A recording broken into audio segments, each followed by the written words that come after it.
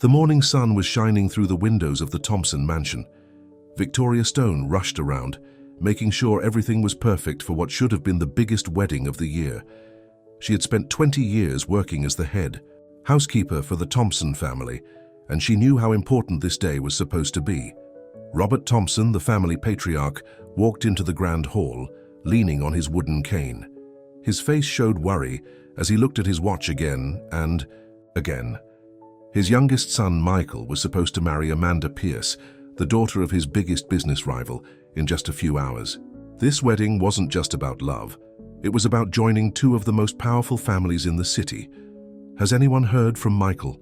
Robert asked Victoria, his voice filled with concern. Victoria shook her head. "No, sir. He wasn't in his room this morning and his car is gone." Robert's face turned red with anger. He had always known his son was unreliable, but he never thought he would do something like this on his wedding day. The guests would start, arriving soon, and the groom was nowhere to be found.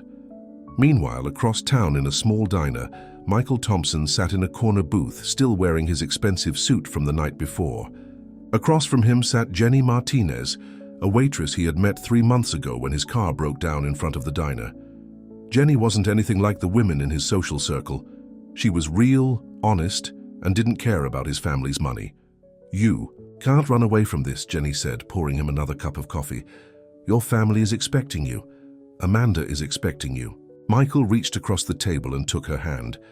"I don't love her, Jenny. I love you. Amanda only wants to marry me because our fathers arranged it. She doesn't even know the real me." Jenny pulled her hand away. "And what about your father's company? You told me yourself. This merger could save hundreds of jobs." Before Michael could answer, his phone rang again. It was his older sister, Catherine. She had already called 15 times that morning. This time, he picked up. "Michael, where are you?" Catherine's voice was sharp with worry. "Everyone's here. Amanda is getting ready. Dad is about to have a heart attack." "I can't do it, Cat," Michael said, using his sister's childhood nickname. "I can't marry someone I don't love." There was silence on the other end. Then Catherine spoke again, her voice softer. "Is this about that waitress? Dad told me he saw you with her last week." Michael looked at Jenny, who was now clearing tables and trying not to listen to his conversation. "Her name is Jenny, and yes, it's about her, but it's also about me. I'm tired of living my life the way Dad wants me to." Back at the mansion, Amanda Pierce stood in front of a full-length mirror, admiring her designer wedding dress. She didn't love Michael. Truth be told, she barely knew him, but this wedding would finally prove to her father that she could be useful to the family business. Maybe then he would stop comparing her to her dead brother. Amanda's mother, Eleanor Pierce, walked into the room, her face pale. "Amanda, we have a problem. Robert just got a text from Michael. He's not coming." Amanda didn't cry. She didn't scream. Instead, she smiled, a cold, calculating smile that made her mother step back. So the little coward finally showed some backbone. "Well, two can play at this game. If Michael Thompson thinks he can humiliate me like this, he has no idea what's coming." Eleanor watched her daughter with growing concern. She had always known Amanda had a cruel streak, but the look in her eyes now was frightening. In the grand hall, Robert Thompson stood before 300 guests, his face red with shame as he announced that the wedding was cancelled. In the crowd, James Pierce, Amanda's father and his longtime rival, stood up and pointed his finger at him. "You set this up, didn't you, Thompson?" James shouted. "You never intended to honor our agreement. This was all a trick to get access to my company's finances." Victoria watched from the kitchen doorway as the beautiful wedding turned into a shouting match between two powerful families. She had known the Thompsons long enough to know that this was just the beginning of a war that would change everyone's lives. At the diner, Michael turned off his phone and looked at Jenny. "I did it. I told them I'm not coming back." Jenny sat down across from him again. "And what happens now?" "Now?" Michael took a deep breath. "Now we find out who my family really is, and who I really am, without their money." What Michael didn't know was that his decision would set off a chain of events that would expose long-buried secrets, test loyalties, and change the lives of everyone involved. The wedding that never happened would turn out to be just the first chapter in a story of love, revenge, and redemption that would shake the foundations of two powerful families. 1 week after the wedding disaster, the Thompson mansion was eerily quiet. Victoria went about her cleaning duties, listening to the whispers of the other servants. Everyone knew that Robert Thompson hadn't left his study since that horrible day, except to visit his doctor for his high blood pressure. Catherine Thompson walked into the mansion, her high heels clicking on the marble floor. She had spent the entire last week trying to control the damage her brother had caused. The newspapers wouldn't stop talking about how Michael Thompson had left Amanda Pierce at the altar for a waitress. "Is Dad in his study?" Catherine asked Victoria.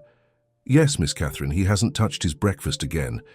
Catherine found her father sitting behind his massive desk, looking older than his 70 years. Papers were scattered everywhere, and an empty whiskey glass sat next to his computer. "Dad, you need to eat something," Catherine said, picking up the untouched breakfast tray. Robert looked up at his daughter, his eyes red from lack of sleep. "James Pierce is trying to destroy us. He's convinced all our major investors that we planned this to sabotage his company. Our stock has dropped 30% in a week." "We'll figure something out," Catherine said, but her father cut her off. "Your brother has destroyed everything I built. And for what? Some waitress?" Robert's voice cracked with emotion. "Where is he now?" Catherine hesitated. She had promised Michael she wouldn't tell anyone where he was staying, but seeing her father like this broke her heart. "He's still in town, Dad. He's staying at Jenny's apartment above the diner." Meanwhile, at the small apartment above Joe's diner, Michael woke up on a lumpy couch. The apartment was tiny compared to his old room at the mansion, but for the first time in his life he felt free. Jenny was already downstairs working her morning shift. Michael's phone buzzed with another text from Amanda. She had been sending him messages all week, alternating between begging him to come back and threatening to destroy him. He deleted it without reading it. The bell above the diner's door chimed as Amanda Pierce herself walked in, wearing designer clothes that looked out of place in the humble setting. Jenny was behind the counter and froze when she saw her. "So this is where Michael is hiding," Amanda said, looking around with disgust. "I expected something a little more clean." Jenny straightened her apron. "We're closed for cleaning." Amanda laughed, but there was no humor in it. "Do you really think he's going to stay with you? Michael Thompson was born into luxury. How long do you think he'll last living above a greasy diner?" "That's enough," Michael's voice came from the stairs. He had heard Amanda's voice and rushed down. Amanda turned to face him, her eyes filling with tears that Jenny could tell were fake. Michael, please, we can still fix this. Your father is sick because of what you did. Do you want to kill him?" Michael felt guilt twist in his stomach, but he stood his ground. "I'm not coming back, Amanda. I never loved you, and you never loved me. This was all about our father's companies." "You're going to regret this," Amanda hissed, dropping the sad act. "Both of you will." She turned and stormed out of the diner. Across town, in her luxury penthouse, Eleanor Pierce watched her daughter pace back and forth. Amanda had come straight from the diner, and her face was twisted with rage. "I want them to suffer," Amanda said. "Not just Michael, all of them. The Thompsons think they can humiliate us. I'll show them what real humiliation feels like." Eleanor felt a chill run down her spine.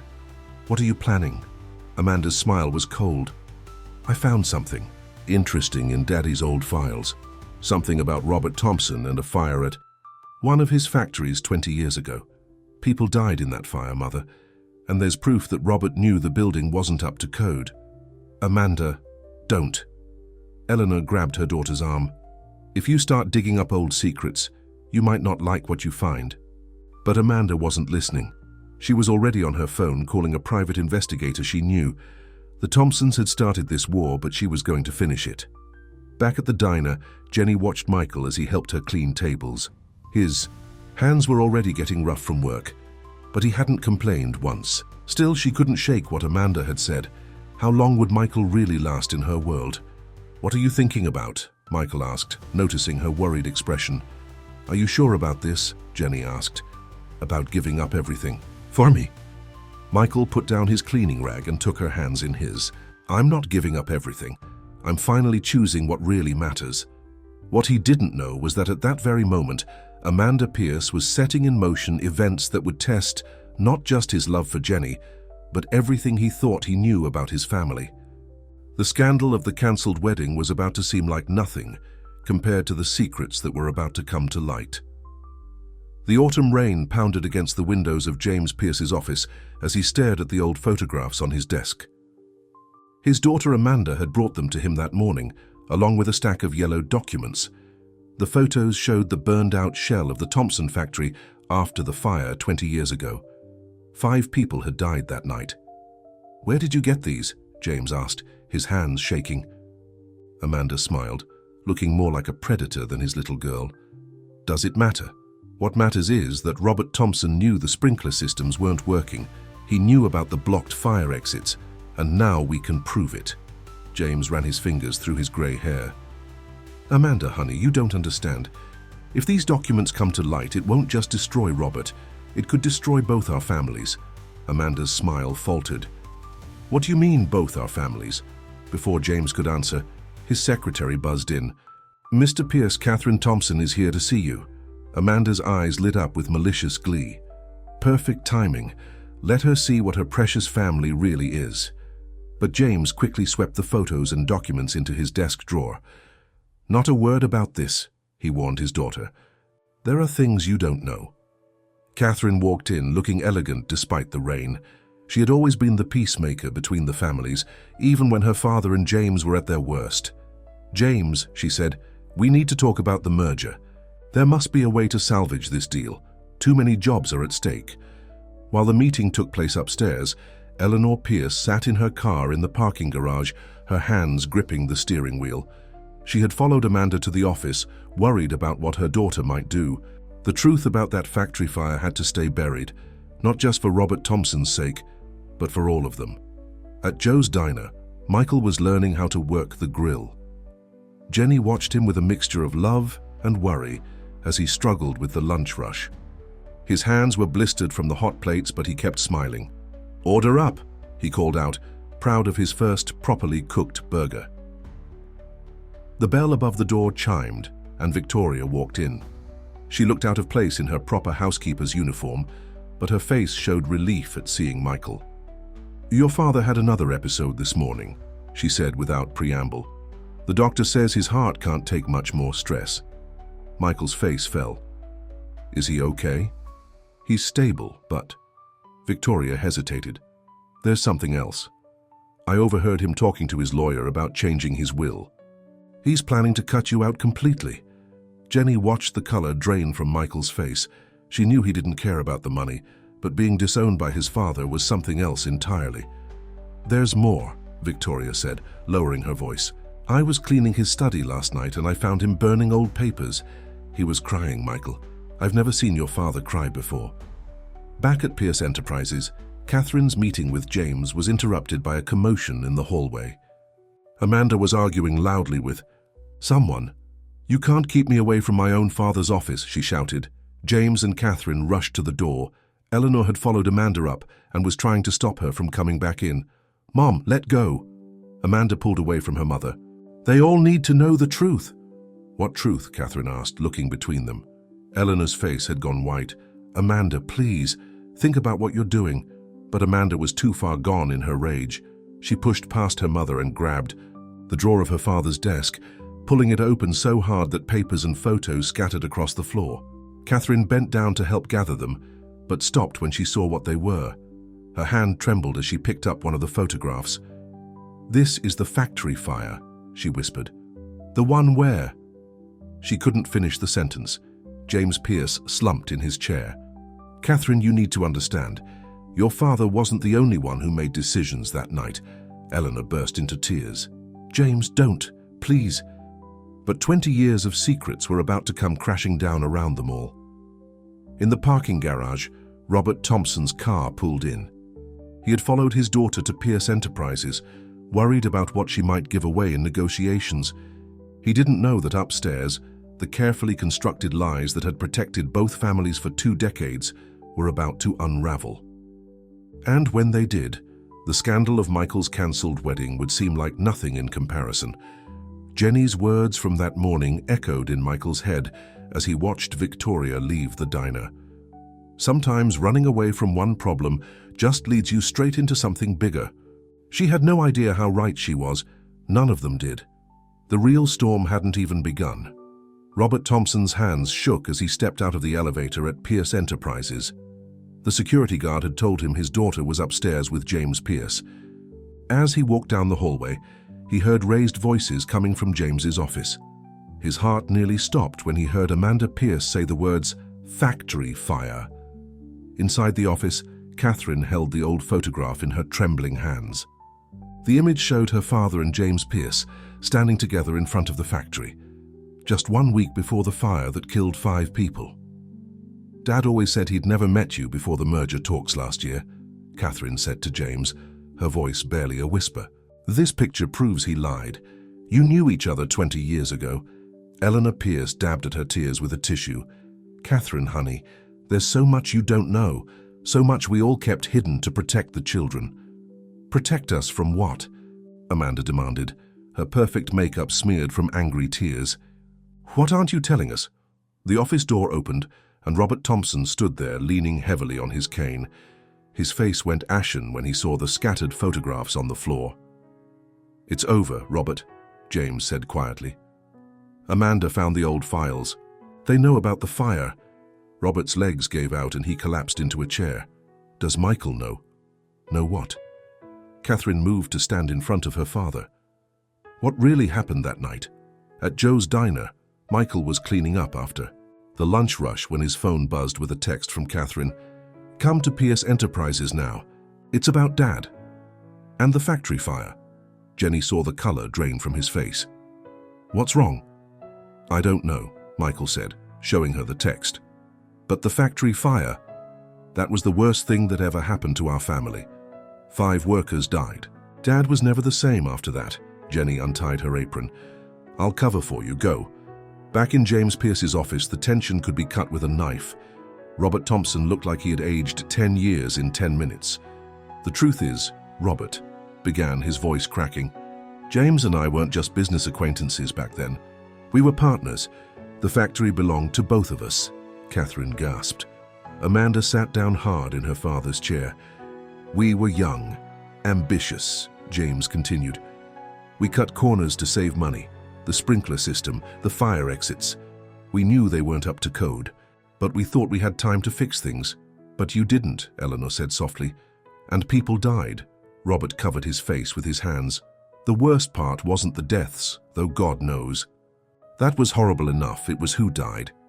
The elevator dinged in the hallway, and Michael appeared in the doorway, out of breath from running. "What's going on? Dad?" Robert looked at his son with tears in his eyes. "Michael, there's something you need to know about Jenny." "Jenny?" Michael felt his heart stop. "What about her?" Eleanor stepped forward. "Her parents, Michael. Her parents worked at the factory. They were 2 of the 5 people who died in the fire." Michael staggered back like he'd been punched. "What?"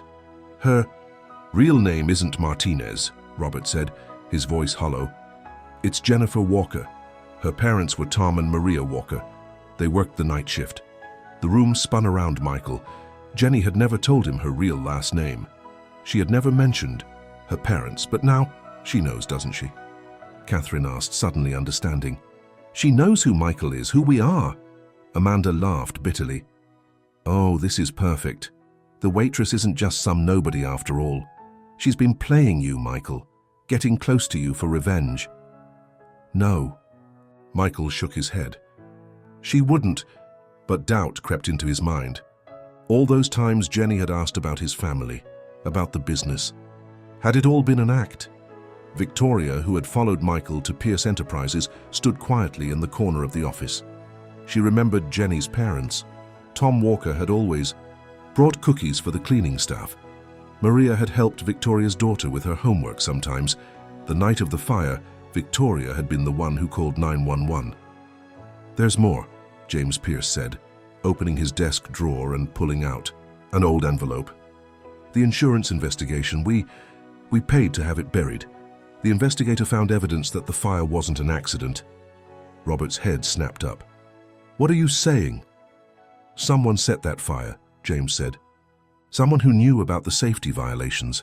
Someone who wanted to expose our negligence. Catherine looked at the old photos again, this time noticing something in the background. A figure standing in a window, watching her father and James. Pierce! The image was blurry, but there was something familiar about the shape. Dad, she said slowly. Who else knew about the safety violations? Before Robert could answer, his phone rang.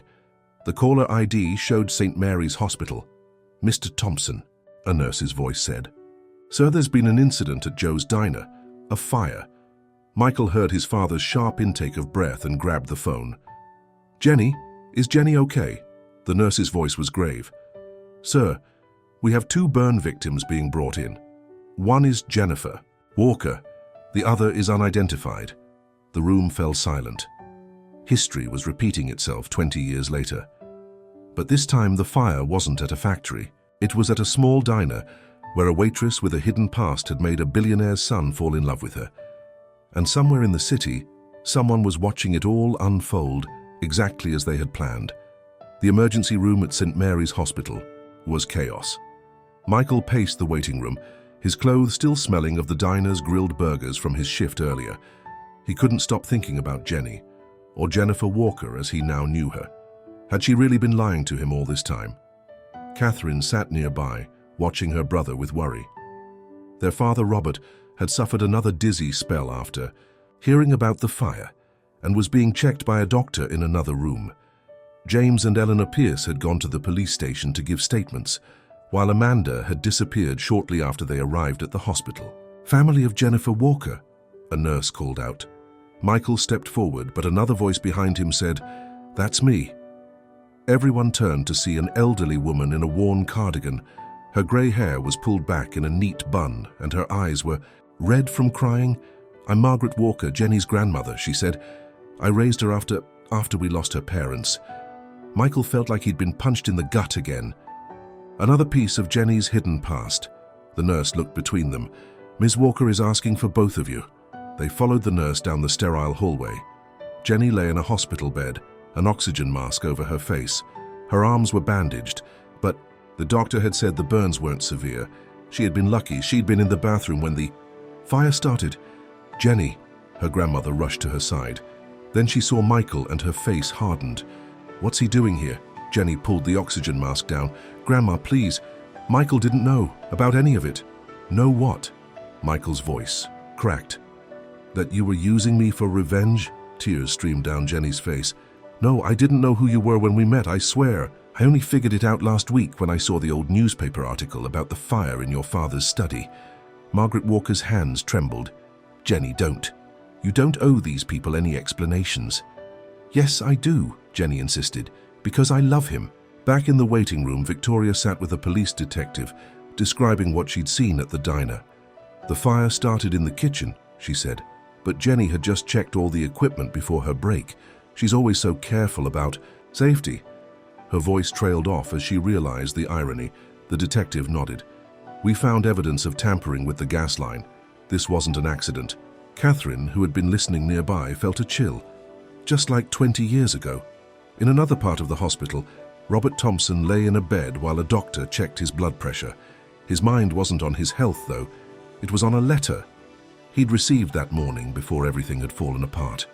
You can't bury the truth forever, the letter had said.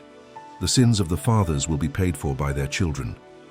There had been no signature, but now he knew. Someone was orchestrating all of this. Michael and Jenny meeting, the exposure of the old factory documents, and now this new fire. At the police station, Eleanor Pierce was falling apart. James, we have to tell them everything about that. Tonight, about why we really covered up the investigation. James gripped his wife's hand. If we do that, we lose everything. Our reputation, the company. We're already losing everything. Eleanor's voice rose hysterically. Our daughter is out there somewhere, probably planning God knows what else. She's so full of hate, and it's our fault. All these lies.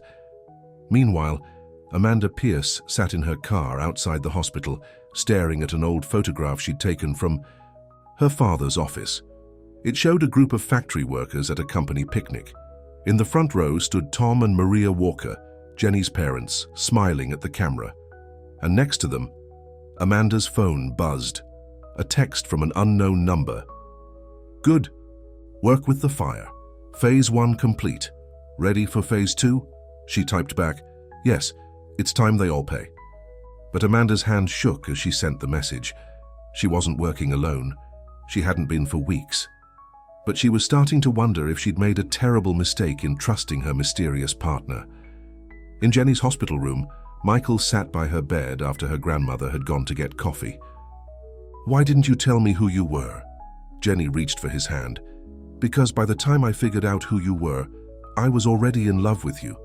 And I was scared. Not of you, but of all of this coming out. I never wanted revenge, Michael. I just wanted to know the truth about what happened to my parents." Before Michael could respond, a nurse rushed in. "Mr. Thompson, your father, he's having a heart attack." As Michael ran from the room, Jenny tried to get up to follow him, but pain shot through her burned arms. She fell back against the pillows, crying not just from the physical pain, but from the weight of 20 years of secrets. What no one knew was that in a small office across town, someone was watching everything unfold through the hospital's security cameras. On a corkboard behind them, photographs and documents traced the connections between the Thompsons, the Pierces, and the Walkers. Red string connected seemingly unrelated events: the factory fire, Michael and Jenny's meeting, Amanda's wedding, and now the diner fire. And in the center of it all was one photograph older than all the rest. It showed 4 young people standing in front of the factory: Robert Thompson, James Pierce, and Tom and Maria Walker. But there was a 5th person in the photo, their face scratched out. The mysterious figure picked up their phone and dialed Amanda's number. Everything was falling into place just as they had planned. Soon everyone would know the truth about what really happened the night of the factory fire. And no one, not the Thompsons, not the Pierces, and not even Jenny, would ever be the same. The cardiac unit at St. Mary's Hospital was silent, except for the steady beeping of machines. Robert Thompson lay unconscious, tubes and wires connecting him to various monitors. Michael sat by his father's bed, his head in his hands. The doctors had managed to stabilize Robert, but they warned that the next 24 hours would be critical. Catherine paced the hallway outside, talking in hushed tones on her phone. The company's board of directors was calling an emergency meeting. With both Robert and Michael out of commission, the vultures were circling.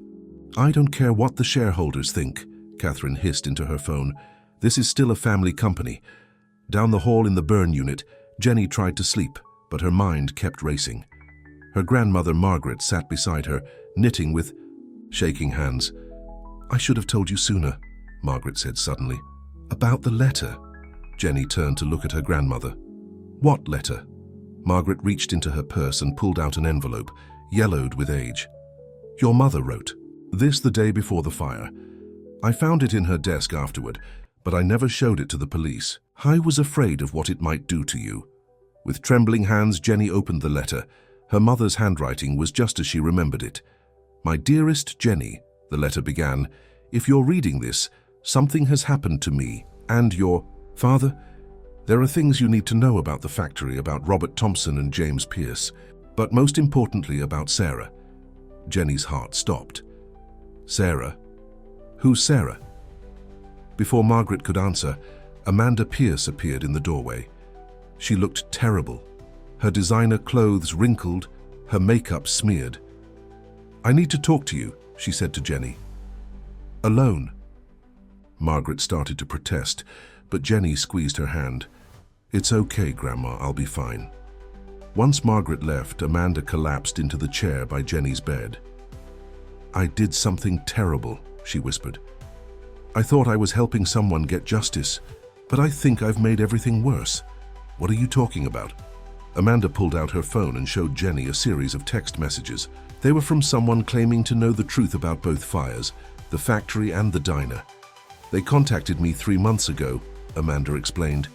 "They knew everything about your parents, about the cover-up. They said they could help me stop the merger and get revenge on Michael for humiliating me. All I had to do was follow their instructions." Jenny felt sick. Did you start the fire at the diner?" Amanda shook her head violently. "No,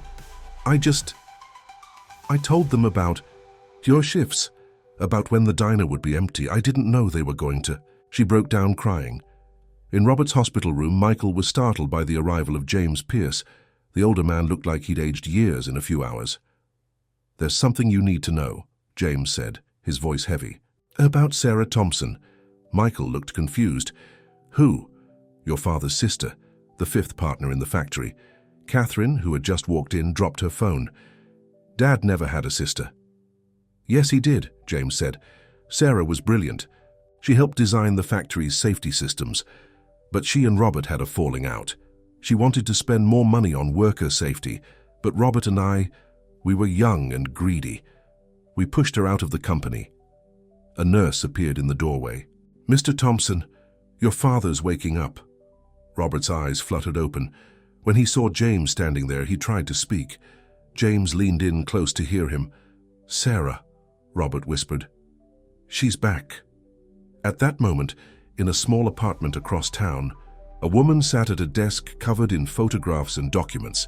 Her fingers traced the face of a young woman in an old photo, herself 20 years younger, standing with her brother Robert and the others in front of the factory. Sarah Thompson looked at her computer screens, showing security footage from the hospital. Everything was falling into place. Amanda had played her part perfectly, though the girl didn't know the full truth. Jenny had finally gotten her mother's letter. And Robert, well, her brother always did have a weak heart. Her phone buzzed. A text from a contact at the hospital. "R. Thompson awake. Mentioned your name." Sarah smiled. It wasn't a kind smile. "Time for a family reunion," she murmured. Back at the hospital, Jenny was reading through her mother's letter again when something caught her eye. There was a photo tucked into the envelope, her mother and father at a company picnic, standing next to a woman whose face was scratched out of the picture. "Your mother tried to help her," Margaret said softly. Sarah Thompson came to her the week before the fire, warning about the safety violations. Maria was going to testify, to help Sarah expose everything. But then, Jenny's hands shook. The fire happened. In Robert's room, Michael and Catherine listened in shock as James Pierce told them everything. How Sarah had threatened to expose their negligence. How she had disappeared the day before the fire, leading everyone to believe she was dead. How they had covered up not just the safety violations, but her very existence. "We thought we were protecting the company," James said, "but we were really just protecting ourselves." Suddenly, all the phones in the room buzzed at once. It was a message from an unknown number, sent to everyone, the Thompsons, the Pierces, even Jenny and her grandmother. "For 20 years you've lived with your lies. You've built fortunes on the graves of those you sacrificed. Now it's time for the truth. Meet me at the old factory tonight, all of you. Or tomorrow, every news outlet in the country gets proof of what really happened 20 years ago. And this time, there will be no covering it up." The message was signed simply, Sarah. Robert Thompson's heart monitor began beeping faster. The truth he'd buried for 20 years was finally coming back to destroy everything he'd built. And this time, there would be no escaping it. The old Thompson Pierce factory stood like a ghost against the night sky. 20 years of abandonment had turned it into a hollow shell of rusted metal and broken windows. Yellow police tape from old investigations still fluttered in the wind, warning people to keep out. Catherine Thompson parked her car in the overgrown lot. Michael sat in the passenger seat, having left the hospital against doctor's orders. Their father Robert was too weak to come, but he had told them everything he knew about Sarah during his brief moments of consciousness. "I still can't believe. Dad had a sister all this time," Catherine said, staring at the factory's dark shape, "and that she might be behind everything that's happened." A set of headlights cut through the darkness as another car pulled up. James and Eleanor Pierce stepped out, followed by Amanda. None of them had spoken during the drive from the hospital. "Look," Michael pointed to another car arriving. Jenny sat in the passenger seat while her grandmother Margaret drove.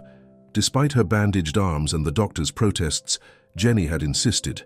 Oncoming, they all gathered in front of the factory's main entrance. The rusty door creaked open at their approach. "Welcome home." A woman's voice echoed from the darkness inside.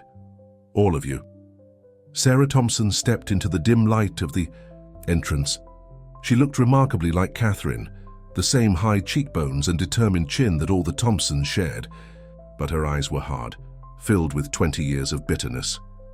"My God," Eleanor Pierce whispered, "you haven't aged a day." Sarah laughed, but there was no humor in it. "Money can buy excellent plastic surgery, Eleanor. You should know. You've had enough of it yourself." "Why now?" James Pierce demanded. "Why come back after all these years?" Sarah's face hardened. "Because you were about to do it again. The merger between Thompson Industries and Pierce Enterprises. I saw the safety reports. The same corner cutting, the same disregard for workers' lives. Some things never change." Jenny stepped forward, supported by Michael. "You knew my parents."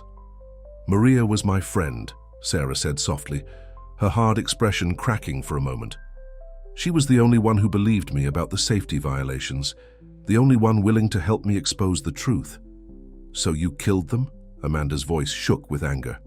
"You set the fire to get revenge on our fathers?" Sarah's eyes flashed. "Is that what you think? That I killed my own friend?" "No, Amanda, I tried to save them. I warned Maria to stay away that night. But someone else started that fire, someone who wanted to silence us both." James Pierce went pale. Eleanor grabbed his arm to steady him. "You know who did it, don't you?" Sarah stepped closer to James. "That's why you buried the investigation. Not to protect the company, but to protect the real killer." Margaret Walker's voice cut through the tension. "It was you, wasn't it, James?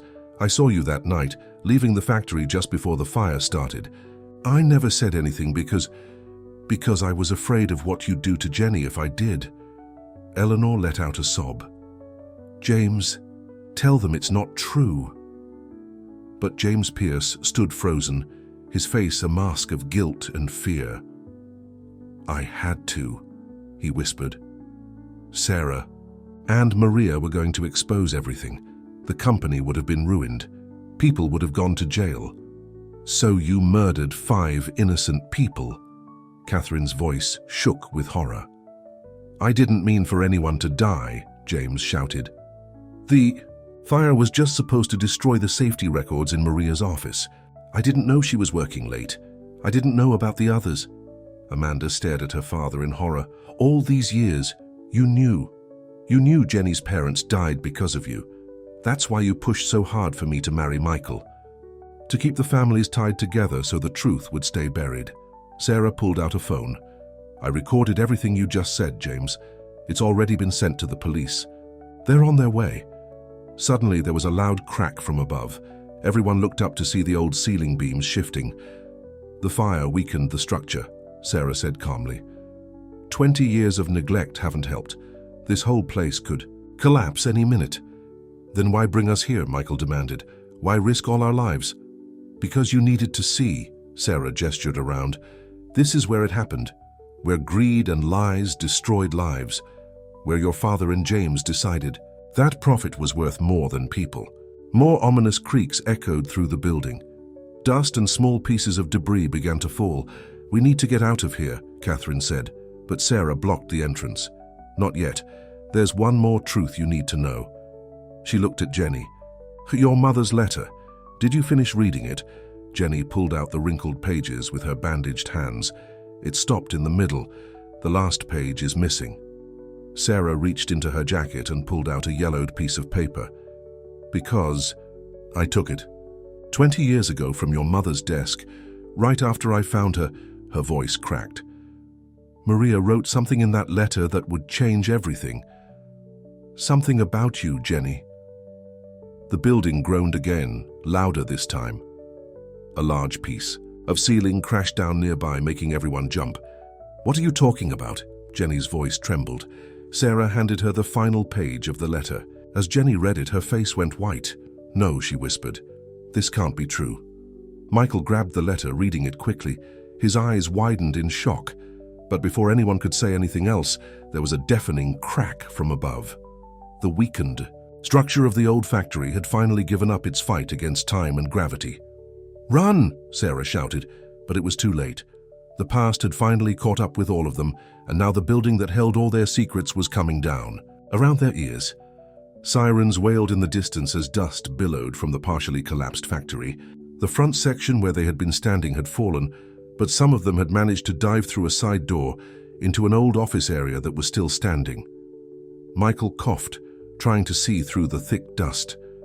His phone's flashlight revealed Jenny lying next to him, still clutching her mother's letter.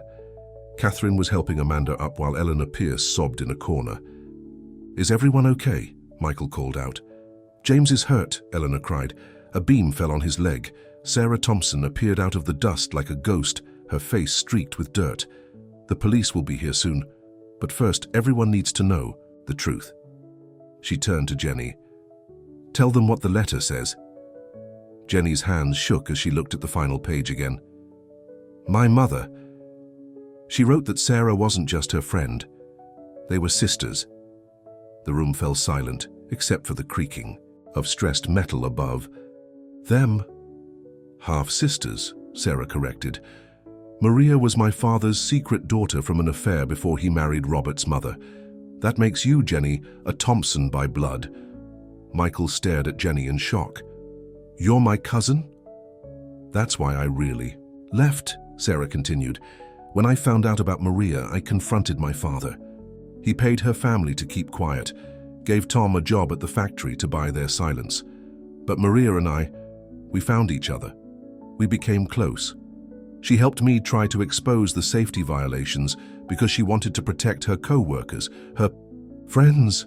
Margaret Walker stepped forward, her face pale. "I knew. Maria told me the truth before she died. That's why I raised Jenny, to protect her from all of this." A loud creak from above made everyone look up nervously. "We need to get out of here," Catherine said. "The whole building could go any minute." "Not without James," Eleanor insisted, kneeling beside her husband. His leg was pinned under a fallen beam, blood seeping through his expensive pants. "Why should we help him?" Amanda's voice was bitter. "He killed Jenny's parents. He's a murderer." "Amanda, please," Eleanor begged. "He's still your father." Sarah watched the scene with cold eyes. "Now you all know how it feels, to lose everything, to have your whole world crash down around you." "Is that what this was all about?" Michael demanded. "Revenge. Justice," Sarah corrected. The truth had to come out. About the fire, about Maria, about Jenny's real heritage. Jenny struggled to stand, her bandaged arms making it difficult. "You used us all, me, Amanda, everyone. You manipulated us into position like chess pieces. I gave you what you deserved, your true identity, your family legacy." Another section of the roof groaned ominously.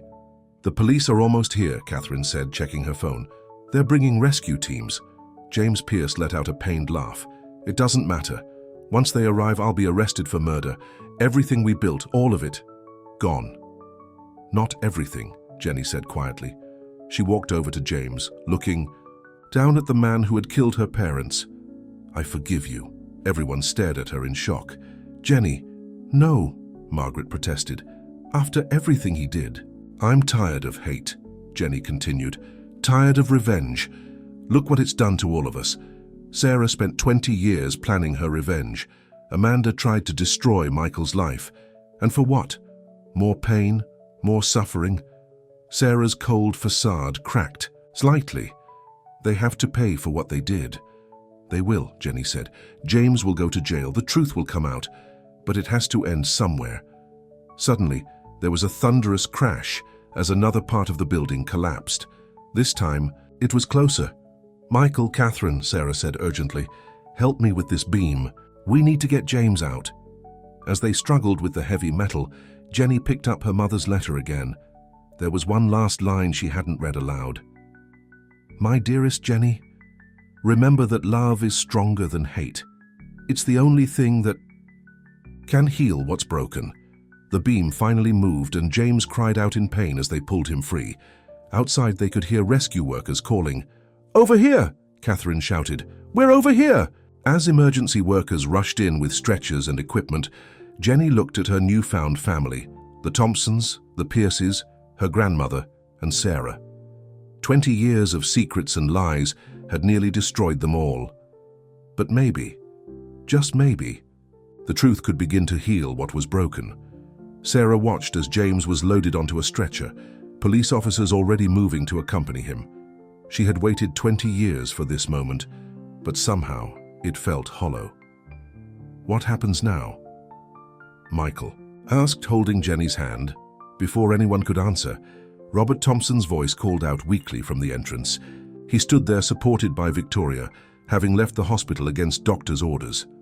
Now, he said, looking at his long-lost sister, we try to be a family again. All of us. The old factory groaned one last time, as if saying goodbye to all. The secrets it had held for so long. It was time for a new chapter to begin. 1 month after the factory collapse, the Thompson mansion was alive with activity. Victoria moved through the halls, directing workers who were cleaning and rearranging furniture. For the first time in 20 years, the whole family would be gathering for dinner. Robert Thompson sat in his study, looking better than he had in weeks. The doctors had warned him to take it easy, but he insisted on being present. For this evening, on his desk lay the morning's newspaper with the headline, James Pierce pleads guilty to factory fire deaths. Catherine walked in, carrying a stack of papers. The board approved everything. The company is yours again. Robert shook his head. Not mine, ours, the whole family's. In the kitchen, Jenny stood at the counter, her burn scars still visible but healing. She was showing Michael how to properly chop vegetables, something she'd learned during her years at the diner. You're still holding the knife wrong, she laughed, adjusting his grip. I never had to cook before I met you, he reminded her, pulling her close for a kiss. Careful with those displays of affection, Sarah Thompson said, walking into the kitchen. We may be family, but that's still my niece you're kissing. The past month had been strange for everyone, but especially for Sarah. After 20 years of plotting revenge, she was learning how to be part of a family again. It wasn't easy, but she was trying. Any word from Amanda? Jenny asked, her voice gentle. Sarah nodded. She's doing well in the rehabilitation center. The therapist says her anger management sessions are helping. After James's arrest, Amanda had checked herself into a private facility to deal with her emotional trauma. Eleanor visited her every day, trying to rebuild their relationship without the weight of lies between them. Margaret Walker, or Grandma Margaret as everyone now called her, came in carrying a dish. Your mother's recipe, she said to Jenny. I thought it was time to share it with the whole family. In the grand dining room, Victoria supervised as the table was set for 12 people. Name cards marked each place. Robert, Sarah, Catherine, Michael, Jenny, Margaret, Eleanor, Amanda, though she wouldn't be there, and several others. Even Victoria herself had a place at the table after Robert insisted she was as much family as anyone. The prodigal sister returns at last, Robert said as Sarah walked into the dining room. Better late than never, she replied, but her voice was warmer than it had been in years. Have you considered my offer? Robert asked. Sarah nodded, head of safety and workers' rights for the new combined company. Yes, I'll take it. Someone has to make sure history doesn't repeat itself. Upstairs, in what used to be Michael's old room, Jenny found a box of old photographs. She sat on the bed looking through them with tears in her eyes. I found those in the factory office, Catherine said from the doorway. They survived the collapse. The photos showed company picnics and Christmas parties from 20 years ago. Jenny's parents were in many of them, always smiling. And there was Sarah standing with Maria, sisters without knowing it. Sometimes I wonder what they would think of all this, Jenny said softly. Catherine sat beside her. They'd be proud of you. You broke the cycle of hatred. You brought healing instead of more pain. At the local prison, James Pierce sat in his cell writing letters, one to each person he had hurt with his actions 20 years ago. He knew it wouldn't change anything, wouldn't bring back the dead, but Jenny's forgiveness had awakened something in him. Maybe it wasn't too late to try to make amends. Back at the mansion, the family began gathering for dinner. Robert stood at the head of the table, looking at the faces around him. Sarah, his sister, no longer burning with revenge but trying to build something new. Catherine, who had held the family together through everything. Michael and Jenny, whose love had somehow survived all the revelations and pain. Margaret, who had protected Jenny all these years.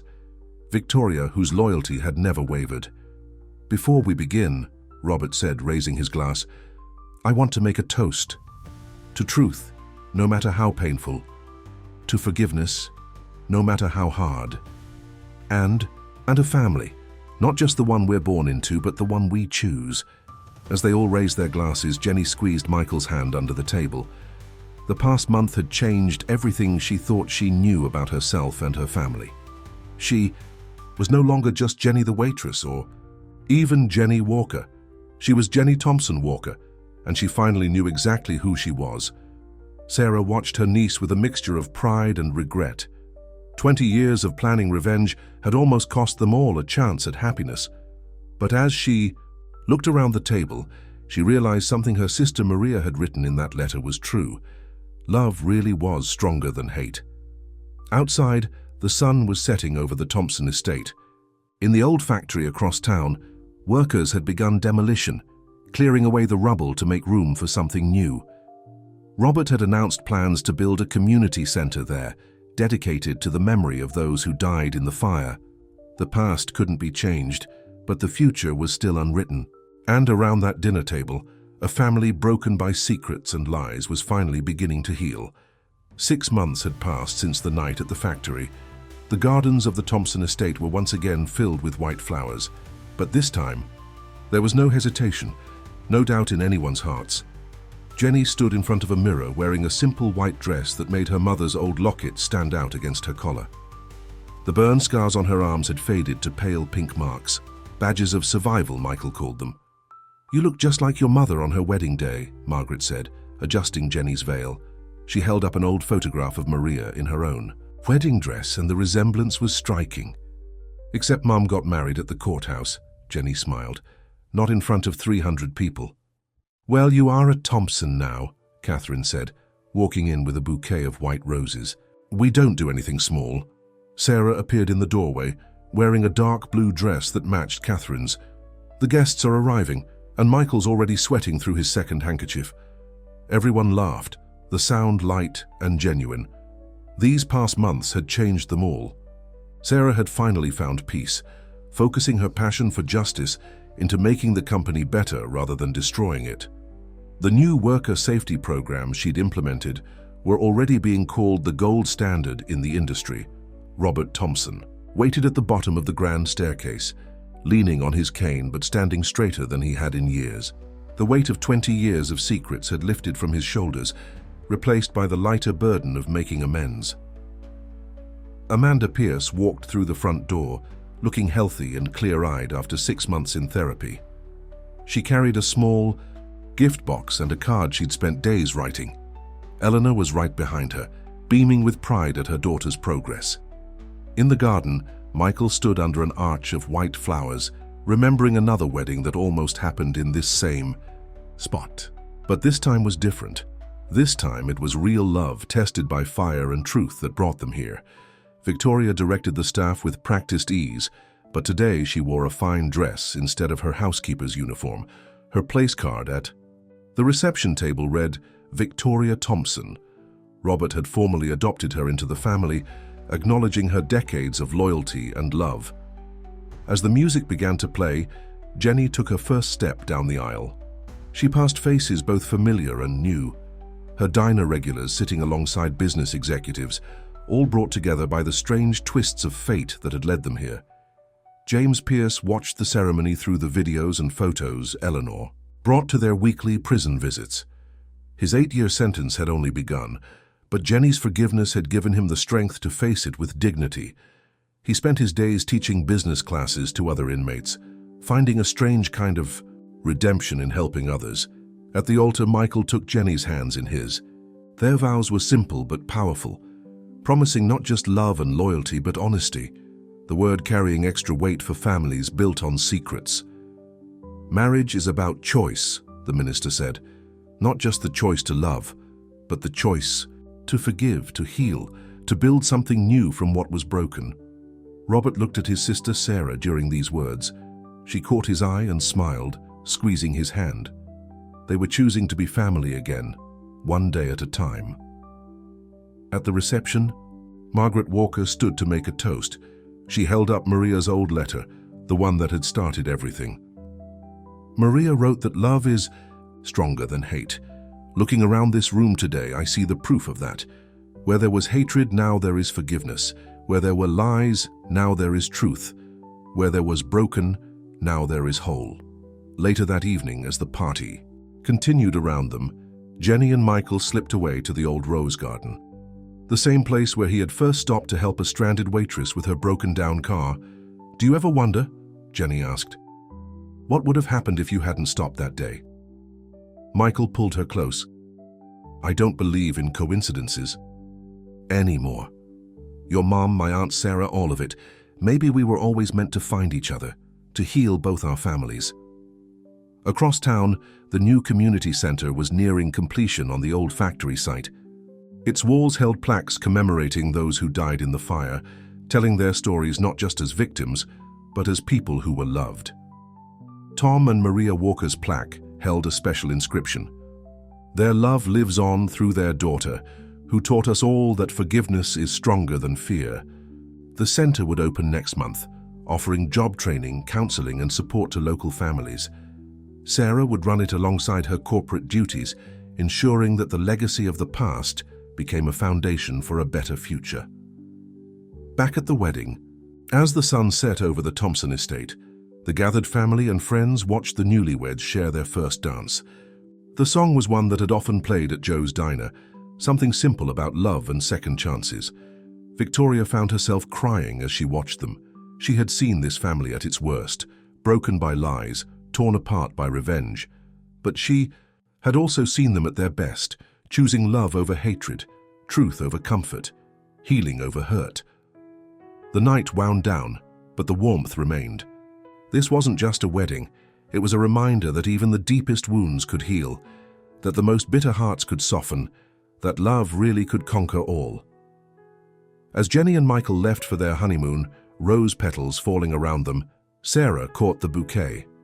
She laughed, her first real unguarded laugh in 20 years. "Well," Catherine teased, "maybe there's romance in your future too." Sarah looked around at her family, the one she'd tried to destroy but had helped rebuild instead. "I already have everything I need." The Thompson mansion glowed with warmth long into the night, its windows bright with love and laughter. The secrets of the past had been replaced by promises for the future, and in the end, that was all any of them could ask for: a chance to begin again, to love again, to be family again. The story that began with a runaway groom had come full circle, ending with a wedding that symbolized not just the love between two people, but the healing of two families. It wasn't a fairy tale. There were still scars, still consequences to face. But it was real, and it was true. And in the end, that made it even more beautiful than any fairy tale could be.